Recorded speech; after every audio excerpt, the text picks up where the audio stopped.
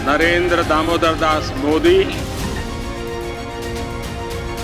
तीसरी मोदी सरकार के बारे में आपके मन में चल रही उलझनों को शांत करने वाली गणना आइए आपको समझाते हैं।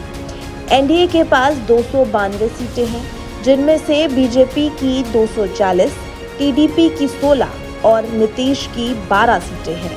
सरकार बनाने के लिए 272 सीटें चाहिए। अगर कभी टीडीपी अलग हो जाती है तो 292 में से 16 हटा दें तो 276 मतलब कि सरकार बच सकती है।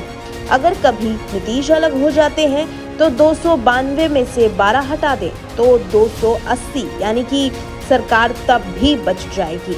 अगर टीडीपी और नीतीश दोनों अलग हो जाते हैं तो कुल 28 सीटें कम हो जाएंगी। 292 में से अगर 28 को हटा दिया जाए तो 264 मतलब सरकार बचाने के लिए 8 सीटें कम होंगी। भविष्य में इन 8 सीटों की व्यवस्था निर्दलीय और अन्य छोटी पार्टियों को मिलाकर पहले से ही कर ली गई है। टीडीपी और नीतीश का इंडी गठबंधन में जाना फायदेमंद नहीं है। अब आपको कारण बता दें। कारण नंबर 1, दोनों को अपने अपने राज्यों में सरकार चलानी है, इसलिए केंद्र की हमेशा जरूरत पड़ेगी। नीतीश के पास तो बिहार में सरकार चलाने के लिए बीजेपी के अलावा और कोई विकल्प नहीं है, इसलिए वो फंस सकते हैं।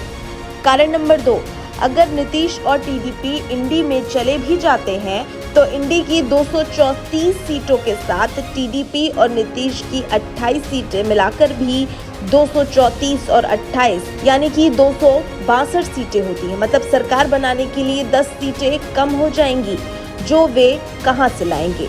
अब अंतिम कारण आपको बता दें कि इंडी गठबंधन बकरी की मूंछ जैसा है, कभी शांत नहीं रहेगा और अगर रहेगा भी तो बड़ी मुश्किल से।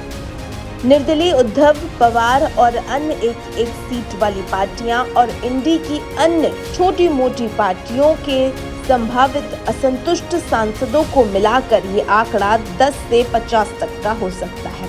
इस टूट फूट को संभालने के लिए बीजेपी की राष्ट्रीय मशीनरी लगातार 5 साल काम करती रहेगी और 4 राज्यों में नई एनडीए सरकारें बनाने से बीजेपी एनडीए राज्यसभा में और मजबूत हो जाएगी। मतलब कि तीसरी बार भी मोदी सरकार बेखौफ होकर काम करेगी और सरकार के टूटने का भी कोई खतरा नहीं रहेगा।